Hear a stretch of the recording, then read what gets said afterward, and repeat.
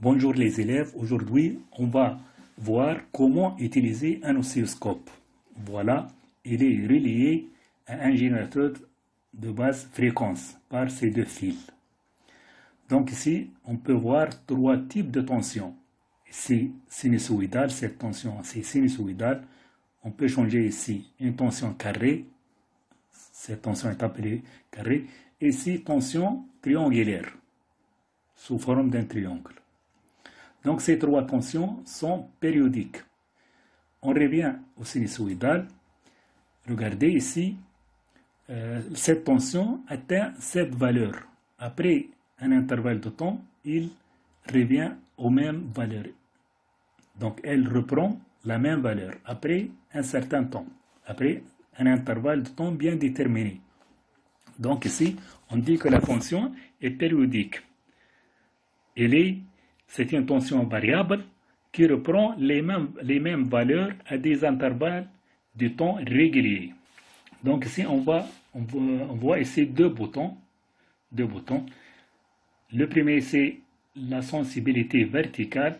Donc c'est une échelle pour calculer la tension ici maximale. La tension maximale. Ici, c'est le nombre, combien de volts par division. C'est combien de volts par division.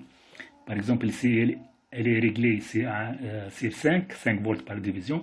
Et ici, la base de temps, et c'est la sensibilité horizontale pour calculer la période. Donc, ici, c'est 2 millisecondes par division, par un carré ici.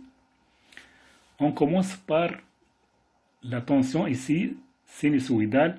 On va calculer sa valeur, son amplitude, c'est-à-dire sa valeur maximale, et on va calculer la période et sa fréquence. Donc ici, regardez la valeur maximale. Ici, c'est la valeur maximale. Combien de carreaux? Regardez, 1 et 2. Il y a 2 carreaux.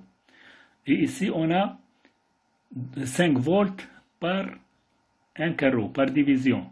Donc ici, IM, la valeur maximale, ou l'amplitude de cette tension égale 5 fois 2, car c'est 2 carreaux. Donc on trouve 10 volts, égal à 10. Ici pour la période, regardez la période ici. Combien de carreaux? On va compter ici 1, ici 2 et ici 0,5. Donc 2,5 de ce point à ce point. C'est la période T. C'est la période T. Ou bien de ce point à ce point aussi. C'est la période T. Donc ce sont 2 carreaux et demi. 2 carreaux,5. Donc si 2 carreaux,5, on va le multiplier par 2. Car 2 millisecondes. Donc devient 5 millisecondes. En seconde, c'est 0,005 secondes. C'est la période de cette tension. Pour calculer la fréquence, donc d'abord, l'unité de la période, c'est seconde.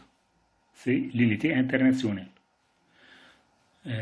Donc ici, la fréquence N égale à 1 sur T. 1 sur T. Égale donc 1 sur T. C'est 1 sur 0,05. Égale à 1000 sur 5 égale à 200 Hz. L'unité de la fréquence est le Hz. Par contre, l'unité de la période est la seconde. Donc ici, attention. Voilà. Donc, merci de votre attention et au revoir.